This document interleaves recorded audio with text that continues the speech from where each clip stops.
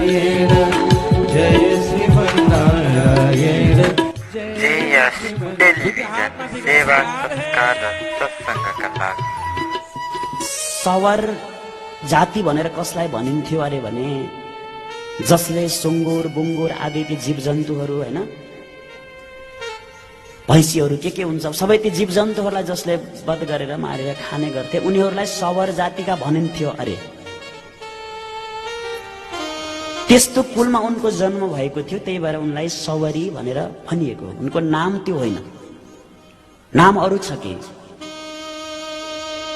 अनि पहिलाको समयमा विवाह छिटै हुने गर्थ्यो हैन, 7-8 वर्षकै उमेरमा, 5 वर्षको उमेरमा। हाम्रो हजुरआमाहरूको त 5 वर्षको उमेरमा, 8-9-10 वर्षको उमेरमा विवाह हुन्थ्यो अरे। सवरी जब 8 वर्षकी भइन् अनि के भएछ भने एक दिन अचानक टन्न गोठभरि ठुला ती सुँगुरहरू, ठुला ती भैँसीहरू के थिए, अब भेडा बाख्राहरू सब ल्याएर टन्न भरेर राखेका रहेछन् घरमा गोठमा। सवरीले आफ्नो आमासँग सोधिन्, माताजी यो सबै जीव जन्तुहरूलाई ल्याएर किन यहाँ राखेको जनावरहरूलाई? आमाले भन्नुभएछ, छोरी अब आउँदो 15 दिनपछि अथवा 10 दिनपछि तिम्रो विवाह हुँदैछ। अब विवाहमा सबैजना इष्टमित्रहरू आउँछन्, जन्तीहरू आउँछन्, सबैजना आउँछन्। अब उनीहरूलाई सम्मान गर्नका लागि, उनीहरूलाई भोजन गराउनको लागि सबै यो व्यवस्था अहिलेदेखि गरेर राखेको। उनले भन्छन्, माताजी यस्तो जीव जन्तुहरूलाई मारेर हत्या गरेर नदिए हुँदैन, अरू केही खुवाए हुँदैन र? हुँदैन छोरी, हाम्रो कहिलेदेखि चलेको चलन यो गर्नै पर्छ, नत्र त हुँदैन, चल्दैन, कुरा काट्छन् दुनियाँले भन्न थाल्नुभयो। बिचरा सवरीलाई लाग्यो, मनै सोच्न थालिन्, मेरो नयाँ जीवन सुरु हुँदैछ कसैसँग, मैले आफ्नो नयाँ जीवन परिवर्तन गर्दैछु, तर कसैको प्राण लिएर, कसैलाई मारेर, कसैलाई काटेर उनीहरूको हृदयलाई कति श्राप दिन्छ होला, कति गाली गर्छ होला, त्यस्तो नयाँ जीवन के मङ्गलमय बन्छ होला। हो यस्ता दुनियाँ सयौं जीवहरूलाई मारेर मैले नयाँ जीवन सुरु गर्नुपर्छ भने बरु मैले विवाह नै गर्दिनँ। उनले दृढ निश्चय गरिन्। त्यसपछि रात्रिको समयमा सबैजना सुतेको बेलामा बस्ती गोठमा ल्याएर बाँधेर राखेका सारा ती पशु चौपायाहरूलाई खोलेर भगाइदिन्छन् जंगलतिर। अनि अब आफूलाई पनि घरमा बस्न इच्छा भएन, बस त्यही रात्रिमा घर छोडेर गइन् जंगलमा।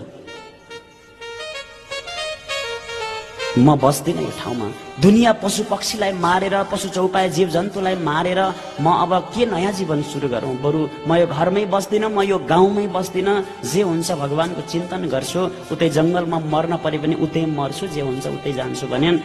8 वर्षकी ती सानै बालिका सारा जनावरहरूलाई पनि खोलिदिइन्, भगाइदिइन्, आफू पनि गइन् जंगलमा। घर छोडेर त गइन्, अब कहाँ जाने थाहा छैन। सानी कन्या जाँदा जाँदै भयानक जंगलको बीचमा पुगिन्।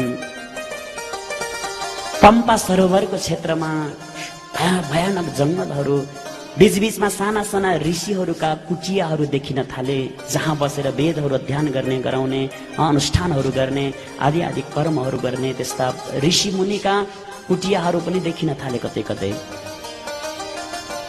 सवरीलाई लाग्छ जाउँ ऋषिमुनिहरूकोमा गएर मैले आश्रय लिउँ, आश्रममा गएर बसौँ कि फेरि म एउटा कन्या आफ्नो निष्ठामा हुनुहुन्छ, म जाँदा फेरि उहाँहरूको निष्ठा पूजामा केही विक्षेप हुन्छ कि, कसैकोमा जाने आँट पनि गर्दिनन्। होइन म जानु हुँदैन भनेर यस्तै घुम्दा एउटा ठुलो कुनै वट वृक्ष, त्यसैको वृक्षको मुनि उनले बसेर दिन बिताउने उनले प्रण गरिन्, अठोट गरिन्। अब समय बित्दै गयो, उनले एउटा कर्म के गर्न थालिन् भने घर छोडेर आएको छु, अब सेवामूलक कार्य के गर्ने त भन्दा रातिमा उठ्थिन्, दिनभरि उनी जान्थिन् घना जंगलमा गएर समिदाहरू, दाउराहरू, अनि त दुना टपरी बनाउने पातहरू टिपेर लिएर आउँथिन् अरे, यता मुठा बनाएर राख्ने। अनि जब रात्रिको समय आउँछ त्यसपछि त्यो जंगलमा जति पनि ऋषिमुनिहरूका कुटियाहरू थिए सबै ऋषिमुनिहरूको कुटियाको अगाडि त हवनकुण्डको अगाडि गएर एउटा समिदाको बिटो मुठो अनि एउटा पातको मुठो लगाएर टक्क राखिदिने। बिहान 2 बजे 3 बजे रात्रिमा गएर सबैको हवनकुण्डको अगाडि त्यो लगेर राखिदिने गर्थिन्। दिनभरि कसैले देख्दैन थिए, घना जंगलको बीचमा गएर त्यो सारा समिदा तयारी बनाएर राख्थिन्। अब यो नित्य प्रति चल्न थाल्यो। सब ऋषिमुनिहरू दङ्ग परे। बिहान उठ्दा आश्रमको परिसर सब झाडु लागेको हुन्छ, समिदा तयारी अवस्थामा देखिएको हुन्छ, पातका मुठा तयारी अवस्थामा देखिएको हुन्छ। यो सब कसले गरिरहेको छ? मतंग ऋषिका शिष्यहरूले गएर आफ्नो गुरुलाई यो सारा वृत्तान्तहरू बताए। गुरुदेव अचाल यस्तो भइरहेको छ। बाबु यो कसरी सम्भव छ? आफै समिदाहरू कसरी आएका छन् हाम्रो हवनकुण्डको बाहिर? कसरी यो सारा परिसर सफाई भइरहेको छ? विचार गर, आज पहरेदार बस भनेर आज मतंग ऋषिले आफ्ना शिष्यहरूलाई रातभरि द्वारमा जागाराम बस्न पठाउनु भो। को आउँदो रहेछ, कसले यस्तो गर्दो रहेछ भनेर। जब ती शिष्यहरू बसेका थिए बाटो हेरेर, करिब 2-3 बज्न थालेको समयमा एउटी भर्खरकी कन्या बालिका दाउराको मुठो लिएर, पातको मुठो लिएर टुकुन टुकुन टुकुन गर्दै आइन। टपक्क हवनकुण्डको अगाडि राखिदिन् अनि चारैतिर झाडु लगाइदिन्, सफा गरिदिन् अनि हिँड्न लागेकी थिइन्। उनीहरू गएर च्याप्प समाते। देवी को हो तिमी? तिमीलाई हाम्रो गुरुजीले बोलाउनु भएको छ। थर थर थर काप्न थालिन्, डराउन थालिन्। मलाई गुरुजीले के भन्नुहुन्छ होला? मैले यहाँ नजिकै आएर छोएँ भनेर म त सबर जाति कि अब गुरुले मलाई के भन्नुहुन्छ होला भनेर बडा डराइन्, थर थर थर थर काँपेकी छन्। शिष्यहरूले गुरुजीको पासमा लिएर गए अनि सोध्नुहुन्छ मतंग ऋषिले, देवी को हो तिमी? कहाँबाट आएकी छौ? यो घना जंगलमा यस्तो रात्रिको समयमा किन यसरी तिमीले यो सेवा गरिरहेकी छौ? भन्दा उनले सारा आफ्नो वृत्तान्त बताइन्। गुरुदेव, म यस्तो यस्तो सवर जातिकी कन्या, मलाई विवाहको कुरा आयो, यसरी जीव जन्तुहरूलाई हत्या गर्ने कुराहरू भयो, मेरो मनले मानेन, म सब घरै छोडेर आएकी हुँ। मतंग ऋषिका आँखा रसाए। आहा, यदि छोरी हुन् त यस्ता कति परोपकारी, कति दयावान रहेछ देवी। अनि तिमी कहाँ बस्छौ? गुरुदेव, म एउटा वृक्षको मुनि यसरी दिन बिताउने गरेकी छु, समय बिताउने गरेकी छु। अनि मेरो कुनै ऋषिहरूको आश्रममा गएको भए हुन्थ्यो, मेरो आश्रममा आएको भए हुन्थ्यो। उनले भन्छन्, गुरुदेव, म त सबर जातिकी, हजुरहरू चोखी निष्ठा गरेर कति पूजा गरेर भगवानलाई प्रसन्न बनाउने। म आउँदाखेरि हजुरहरूको पूजामा निष्ठामा विक्षेप हुन्छ कि? म आँट नै आएन हजुरहरूको आश्रममा आएर मलाई आश्रय दिनुहोस् भन्ने आँट नै आएन गुरुदेव। देवी, तिमी अब कहीँ भट्किनु पर्दैन देवी। यस्तो तिम्रो स्वभाव, यस्तो दयावान तिमी छौ, अन्त अब कहीँ जानु पर्दैन।